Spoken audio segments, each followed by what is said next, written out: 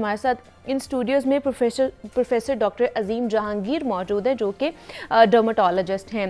Doctor साहब, आपको welcome कहती हूँ जागो लाहौर में, कैसे हैं आप? Thank you very much. ठीक है, तो मुझे बताइए कि जिनको बहुत ज़्यादा दाने निकलते हैं, एक्नी प्रॉब्लम होता है, सबसे पहले तो उसकी कॉज क्या है, किस वजह से एक्नी बहुत ज़्यादा एग्रीवेट होना शुरू हो जाती है?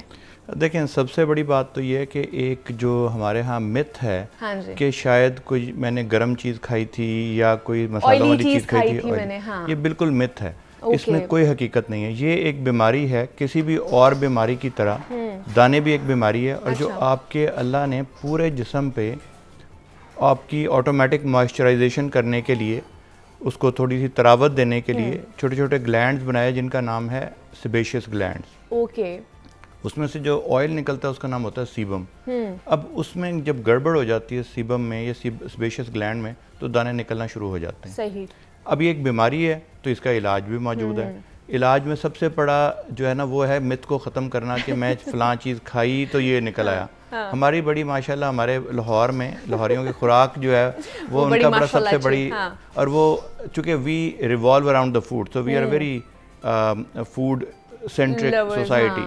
तो हम ये समझते हैं हर चीज़ जो है वो बीमारी जो है वो शायद खाने से होती है। तो आज का सेगमेंट भी खास तौर पर लाहौरियों के लिए ही है कि उन्होंने किस तरह अपनी सेहत का भी ख्याल रखना है। खाने हैं लेकिन एहतियात के साथ खाएं, एतदाल में रहकर खाएं।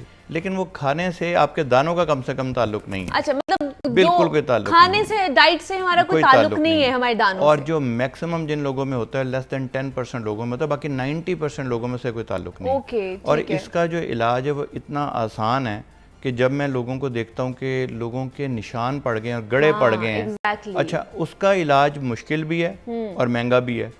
लेज़र से उसका इलाज होता है जब दानों के निशान पड़ जाते हैं। और लेज़र से इलाज जो है ऑब्वियसली एक चंद 100 रुपए की दवाइयों से ज़्यादा महंगा होता है। उसके लिए हमने 2-3 चीज़ें जो शुरू की हैं। नंबर 1 तो ये कि एक हमने मुहिम शुरू की है, एक कैंपेन शुरू की है कि हम we want acne free Pakistan. It's a very small objective, लेकिन अच्छी कैंपेन है ये। हाँ, और ये इसके लिए हमने ये शुरू ये किया कि हमें एक नंबर हमने सब लोगों को दिया है। वहाँ पे मेरे बहुत सारे डॉक्टर्स बैठे होते हैं और उस पे हमने ये बताया कि जो लोग अफोर्ड कर सकेंगे वो फीस देंगे और उनको दवाइयाँ भेजेंगे। जो अफोर्ड नहीं कर सके हम उनसे कोई फीस नहीं लेंगे। ठीक है जी।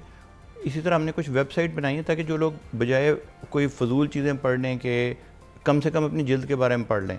तो acne.com.pk, मतलब है खुद का डॉक्टर नहीं बनना, या गूगल से सिर्फ नहीं देखना आपने। गूगल से आप जाएं लेकिन आपको ऑथेंटिक इन्फॉर्मेशन मिलनी चाहिए। ऑथेंटिक एक वेबसाइट पे जाएं जहाँ से आपको अच्छी इन्फॉर्मेशन मिल जाए। और इतना आसान काम है आजकल के ज़माने में दानों का ट्रीट करना कि ना ट्रीट करना बहुत बड़ी ज़्यादती होगी। पाकिस्तान में हम हर वक्त बुरी बुरी खबरें, डिप्रेसिंग खबरें सुनते हैं, लेकिन एक मैं आपको पूरे वसूख से बात बता सकता हूँ कि पाकिस्तान में जितनी अच्छी दवाइयाँ बनती हैं और जितनी कम कीमत पे बनती हैं वो यकीन माने पूरी दुनिया में नहीं बनती।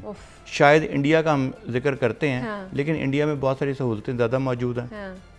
वहाँ पे दवाइयों का पास करवाना, दवाइयों में वो आसानियाँ पैदा की हुई हैं गवर्नमेंट लेवल पे, तो वो और भी वहाँ पे ज़्यादा शायद सस्ती मिलती होंगी। लेकिन यहाँ पे इतनी सस्ती दवाइयों के बावजूद भी अगर हम इलाज ना करें तो जाती होगी। तो फिर तो जाती है, एग्जैक्टली। और जिस तरह सर कैंपेन एक उन्होंने शुरू की हुई है कि हमें एक्ने फ्री पाकिस्तान चाहिए, तो ये तो बड़ी अच्छी चीज़ है कि आप घर पर ईजिली आप कंसल्टेशन भी ले सकते हैं और आप वो वेबसाइट से अच्छे तरीके से इंफॉर्मेशन भी ले सकते हैं।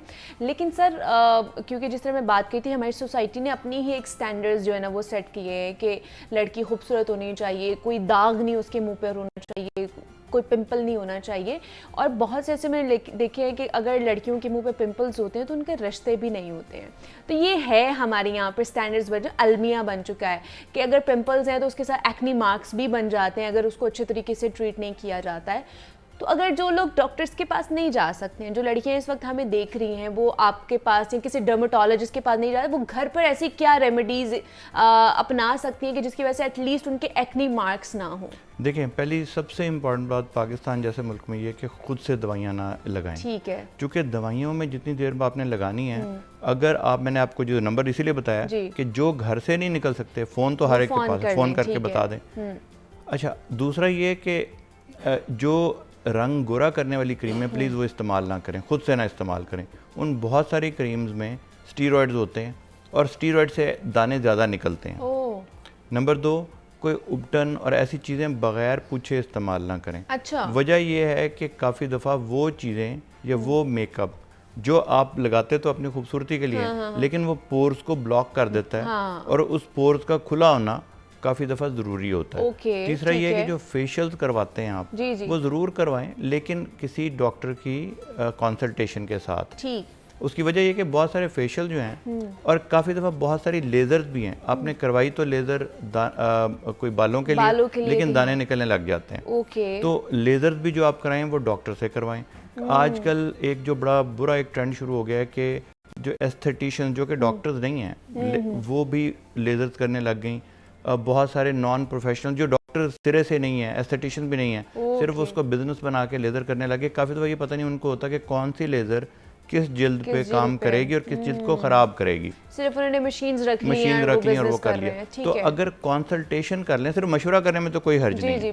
और वो मशवरे के बहुत सारे डॉक्टर तो पैसे भी नहीं लेते, वो तो सिर्फ, और या आपको कोई जानने वाला हो आप उससे बात कर लें। हम लोगों ने एक फ्री क्लिनिक शुरू किया हुआ है जो कि गाजी रोड पे है, उसमें कोई चार्जेस हम नहीं लेते। वो institute of skin hair and nail disease के नाम से है, Pakistan institute of skin hair and nail disease. उसमें हम कोई चार्ज नहीं लेते। पेशेंट्स जो कि अफोर्ड नहीं कर सकते उनको हम फ्री कंसल्टेशन भी देते हैं और फ्री दवाइयाँ भी देते हैं। चले, ये तो बड़ी अच्छी बात है, ये तो हल कर दिया आपने सबके और उसके लिए हमने एक ये भी कोशिश की है कि पाकिस्तान में आप कहीं पर भी रहते हो, आपने नंबर 03-111-077-111 डायल करेंगे और आप कहेंगे जी मैं अफोर्ड नहीं कर सकता, आपसे कोई फीस नहीं चार्ज की जाएगी आपको, और कोशिश हम ये करेंगे कि वहाँ आप तक दवाइयाँ भी फ्री पहुंचाएं।